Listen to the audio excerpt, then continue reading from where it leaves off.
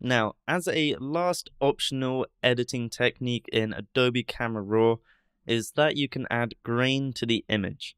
And what this does is blend all the current effects we've done, such as changing the temperature, contrast, etc. It just blends it all together nicely by adding a realistic touch. Now, this is only optional and recommended if you're not going to do any post retouching in Photoshop, such as removing spots or blemishes, softening the skin, maybe changing the eye color, etc. I would only recommend it if this is going to be your last final image, which will have no further effects done to it, because adding grain is one of the last photo editing or retouching effects you want to apply. Now, we're going to zoom into 100% and just come to the face so you can see what's going on when we add this effect. We're going to come up to the FX or Effects tab here, and under grain, we're just going to start increasing this amount so you can hopefully start to see what's happening. Check out around this edge here, and obviously on the face it's getting really grainy.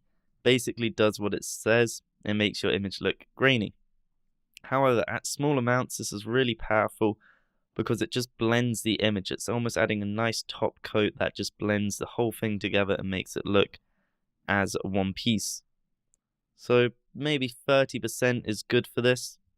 It's just adding that grain effect here, blending everything together. We're going to slowly zoom out to different levels to see what we're thinking here, see if we like it or not. Go to 50. Just keep checking it at different levels to see if it's looking good or not. 33.